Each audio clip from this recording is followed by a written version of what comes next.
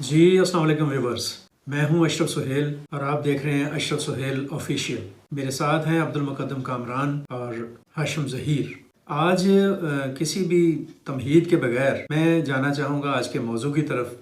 आप सब जानते हैं कि आज 27 दिसंबर है। ये दिसंबर बहुत ज़ालिम है, बहुत सारे पहलुओं से और बहुत सारे मामलात के हवाले से, और इसका एक बहुत बड़ा जुल्म पाकिस्तान के अवाम पर और पाकिस्तान की सियासत पर यह है कि 27 दिसंबर 2007 को पाकिस्तान की साबिक़ वज़ीर आज़म और गैर मामूली सलाहियतों की हामिल सियासतदान, जमहूरियत पसंद लीडर और पाकिस्तान से और पाकिस्तान के अवाम से इश्क करने वाली रहनुमा मोहतरमा बेनज़ीर भुट्टो शहीद हो गई। मोहतरमा बेनज़ीर भुट्टो को शहीद कर दिया गया या शहीद हो गई, ये एक अपनी जगह पे क्वेश्चन है, लेकिन आज हम बात ये करना चाहेंगे कि भुट्टो फैमिली की इस होनहार बेटी ने पाकिस्तान को कैसे डिलीवर किया, पाकिस्तान के अवाम के अंदर सियासी शऊर को किस तरह से बेदार किया और पाकिस्तान के अवाम की उमंगों को और उनकी रोशन ख्याली को और उनकी इत्दाल पसंदी को पूरी दुनिया के सामने कैसे रखा। आप सब जानते हैं, अगर नहीं जानते तो आपके लिए यही है कि बेनज़ीर भुट्टो 21 जून 1953 में पैदा हुई और ठीक 54 साल के बाद 27 दिसंबर 2007 को शहादत के मरतबे पर फायज हुई। और अपनी इस 54 साल ज़िंदगी में बेनज़ीर भुट्टो ने अपनी शख्सियत से, अपनी इल्मियत से, अपने शऊर से और सियासी फरासत से पाकिस्तान को, पाकिस्तान के अवाम को, बल्कि पूरी दुनिया को बहुत कुछ दिया। बेनज़ीर भुट्टो आप सब जानते हैं कि अज़ीम ज़ुल्फ़िकार अली भुट्टो की सबसे बड़ी बेटी थी। बेनज़ीर भुट्टो ने एक बेटी होने की हैसियत से अपने बाप के नाम को जिस तरह से ज़िंदा किया और जिस तरह से आगे बढ़ाया, वो हर लिहाज से काबिल इस्ताइश है। बेनज़ीर भुट्टो ने 1973 में हार्वर्ड में एडमिशन लिया और वहाँ से एजुकेशन ली। 1976 में वो ऑक्सफोर्ड में आ गई और फ़िलासफ़ी में, पॉलिटिकल साइंस में और इस तरह के सब्जेक्ट्स में उन्होंने तालीम हासिल की। कहने का मतलब ये है कि वो एक आला तालीम याफ्ता खातून थी। 1971 के बाद जब भुट्टो शिमला मुआहदा के लिए इंडिया गए तो बेनज़ीर भुट्टो उनके साथ थी। उस वक़्त उन्होंने अपने बाप से खारजा अमूर के ऊपर, सफारती मामलात के ऊपर, मज़ाकराती अमल के ऊपर और भारत से डायलाग के बारे में मुख्तलिफ़ पहलुओं के ऊपर बहुत कुछ सीखा और साबित किया कि आने वाले वक्त की वो एक अजीम लीडर साबित होगी। ये से बदकिस्मती ही कहा जा सकता है कि 77 के मार्शल लॉ के बाद ज़ुल्फ़िकार अली भुट्टो को एक अदालती कत्ल का शिकार किया गया। खुद अदालतें तस्लीम करती हैं कि उन्होंने इंसाफ के तकाज़ों को पूरा नहीं किया और उस वक़्त के एक जाबर और एक जालिम और एक फाशिस्ट मार्शल लॉ जर्नैल के दबाव में भुट्टो को 4 अप्रैल 1979 को फांसी दे दी गई। ज़ुल्फ़िकार अली भुट्टो की फांसी के बाद उनकी बेटी की सियासत का एक अमली सफ़र शुरू हुआ। ज़ुल्फ़िकार अली भुट्टो के जाने के बाद बेनज़ीर भुट्टो ने जिस तरह से पाकिस्तान की सियासत में स्ट्रगल की, जदोजहद की, अपने सियासी नज़रियात को मनवाया और अपने सियासी वजूद को तस्लीम करवाया, वो पाकिस्तान की सियासी तारीख़ का एक अजीम बाब है। एक ऐसा चैप्टर है जिसको कभी फरामोश किया जा सकता है और ना ही जिसको कभी नज़रअंदाज किया जा सकता है। बेनज़ीर भुट्टो ने जनरल ज़िया-उल हक की सख्तियों को बर्दाश्त किया और उनके उस दौर में, उस मार्शल लाई दौर में सख्त तरीन गैर जमहूरी हथकंडों को, गैर सियासी हथकंडों को बर्दाश्त किया। वो मजबूरियों और मसलतों के तहत पाकिस्तान से बाहर तो चली गई, लेकिन 1986 में जब जनरल ज़िया-उल हक ने मार्शल लॉ 1985 में ख़त्म किया तो उसके बाद 1986 में बेनज़ीर भुट्टो ने पाकिस्तान में वापसी की, अप्रैल 1986 को।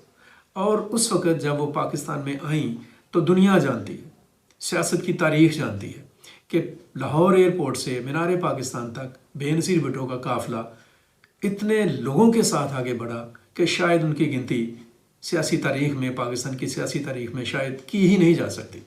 वो एक अज़ीमुश्शान जुलूस था, एक अज़ीमुश्शान रैली थी, एक अज़ीमुश्शान पैगाम था पाकिस्तान के अवाम के लिए, उनकी सियासी ज़िंदगियों में बेहतरी के लिए। 1986 में बेनज़ीर भुट्टो ने जिस सफ़र का आगाज़ किया उसका एक अरूज जौन सा है, नुक्ता अरूज 1988 के इलेक्शन में दिखाई दिया। अगरचे इस्टेब्लिशमेंट ने उस वक़्त की जो थी और बहुत से गैर मरई हाथों ने बेनज़ीर की उस मकबूलियत को स्नब करने की कोशिश की, اس کو ٹرم کرنے کی کوشش کی، لیکن اس کے باوجود بے نظیر بھٹو کی پیپلز پارٹی نے 1988 میں ایک طویل جدوجہد اور مشقت آزما سیاسی سفر کے بعد پاکستان کے عوام کے ووٹ لیے اور پیپلز پارٹی بے نظیر بھٹو کی قیادت میں برسر اقتدار ہے۔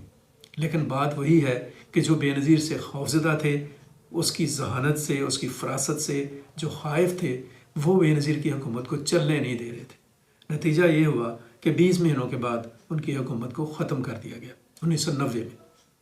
1990 میں ان کی حکومت ختم ہوئی تو پھر ایک مرتبہ دوبارہ سے نئے الیکشن جب ہوئے تو پیپلز پارٹی ہار تو گئی، لیکن اس کے بعد 1993 میں بے نظیر بھٹو دوسری مرتبہ پاکستان کی پرائم منسٹر بنی۔ اور میں یہاں پہ آپ کو بتاتا چلوں، اس دوران میں بے نظیر بھٹو نے اپنی خداداد صلاحیتوں کی مدد سے پاکستان کے ایٹمی پروگرام کو آگے بڑھایا۔ اگرچہ کہا گیا کہ وہ شاید اس کو کیپ کر رہی ہیں، لیکن حقیقت یہ تھی کہ پاکستان کا ایٹمک پروگرام آگے بڑھ رہا تھا، پاکستان کی خارجہ پالیسی توانا ہو رہی تھی، پاکستان کو انٹرنیشنل کمیونٹی میں بڑے اچھے تاثر اور تشخص کے ساتھ مانا جا رہا تھا، تسلیم کیا جا رہا تھا۔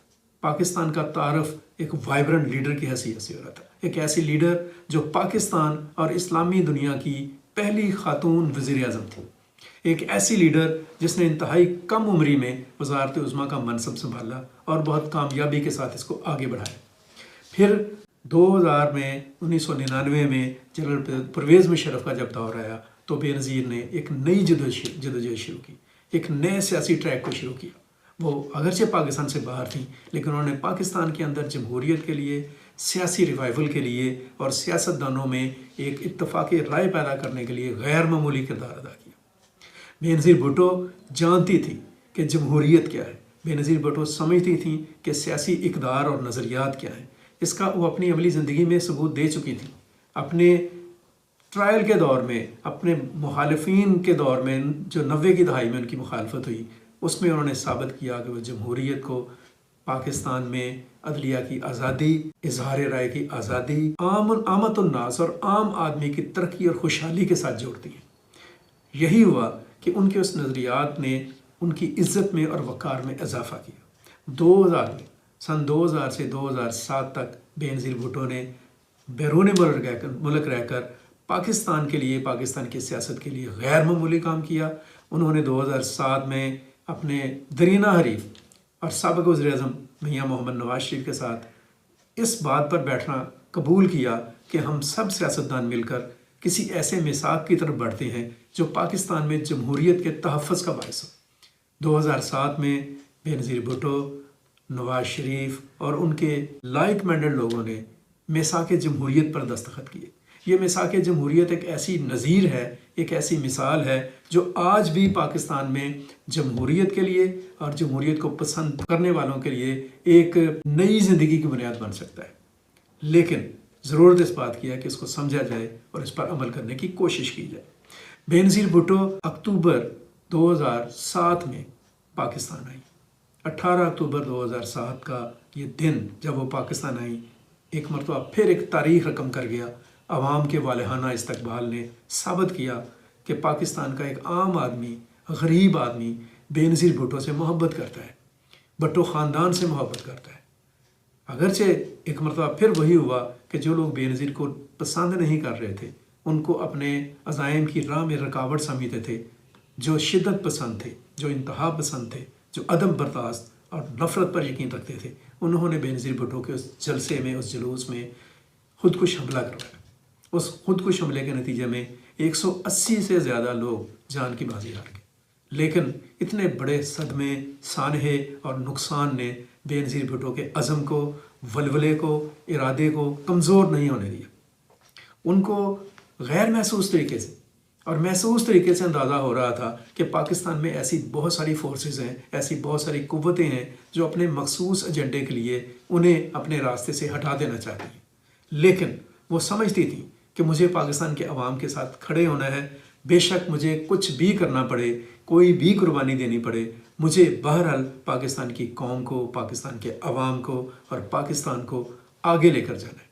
تو اس سٹرگل میں ان کا جو فیصلہ کن رول یہی تھا کہ وہ عوام کے اور قریب ہوئیں، وہ پاکستان کے عوام میں گھل مل گئیں، انہوں نے پاکستان کے عوام کے ساتھ اپنے انٹریکٹ کو اور بھی مضبوط کیا، بڑھایا، اور یہی وہ ان کی سرگرمیاں تھیں اور ان کا سیاسی ویژن تھا کہ جس کی بنیاد پر جو بہت سارے نام نہاد اور بہت سارے منافقانہ سوچ کے مالک جو قوتیں تھیں، جو پاکستان کو کمزور کرنے والی قوتیں تھیں، جو پاکستان کے دشمن عناصر تھے، انہوں نے طے کر لیا کہ بے نظیر کے اوپر ایک فیصلہ کن اور جان لیوا حملہ کرنا ہے، اور وہ حملہ 27 دسمبر 2007 کو ہوا۔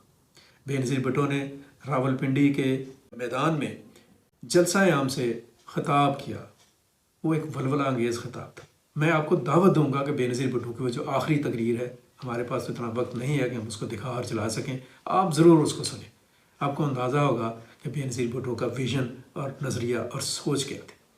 لیکن وہ جلسہ ان کی زندگی کا آخری جلسہ ثابت ہوا، اور اس کے بعد ایک ان کے اوپر قاتلانہ حملہ ہوا جلسے کے دوران، جلسے کے بعد، اور بے نظیر بھٹو شدید زخمی ہونے کے بعد خالق حقیقی سے جا ملی۔ بے نظیر بھٹو چلی گئی ہیں۔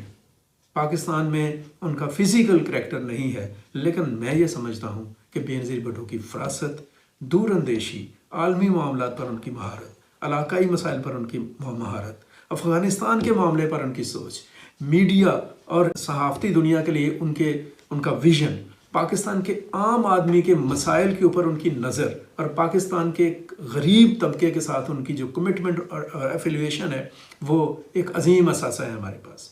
ہمیں اس کو آگے لے کر جانے کی ضرورت ہے۔ آگے لے کر جایا بھی گیا۔ آپ سب نے دیکھا کہ بے نظیر کی شہادت کے موقع پر ایک بھیانک صورتحال پیدا ہوئی۔ ملک جو تھا اس کے اندر ایک خوفناک بحران پیدا ہوا۔ خطرہ تھا خدا نہ خواستہ کہ ملک کے اندر کوئی تقسیم کا معاملہ نہ ہو جائے۔ اس موقع پر پیپلز پارٹی نے پاکستان کھپے کا نعرہ لگایا۔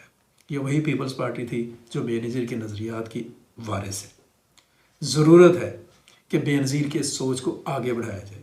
آج بے نظیر کا فرزند بلاول بھٹو ان کی تربیت اور سوچ اور فکر کو بڑے اچھے اور احسن انداز میں آگے لے کر بڑھ رہے ہیں۔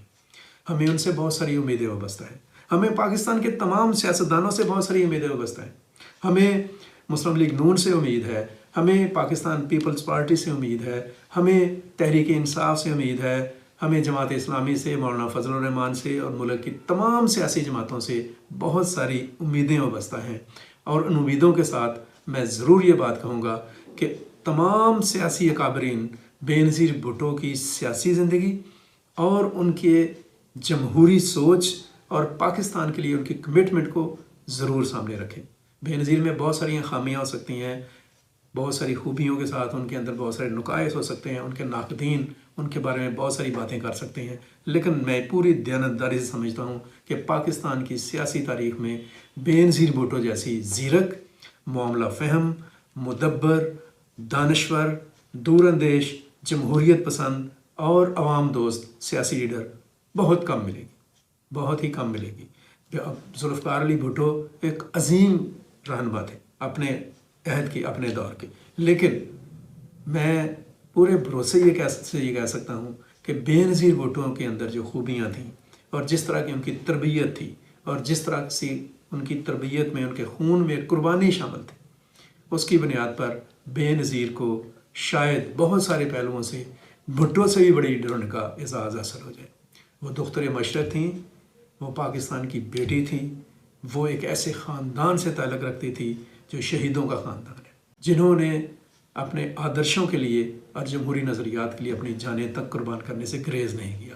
آپ سب جانتے ہیں بھٹو کو پھانسی ہوئی، ان کے بیٹے شاہ نواز کو زہر دے دیا گیا، مرتضیٰ بھٹو کو قتل کر دیا گیا اور بے نظیر بھٹو شہید ہو گئی۔ مجھے تو اس خاندان کو دیکھتے ہوئے ایک شعر یاد آ رہا ہے غالب کا۔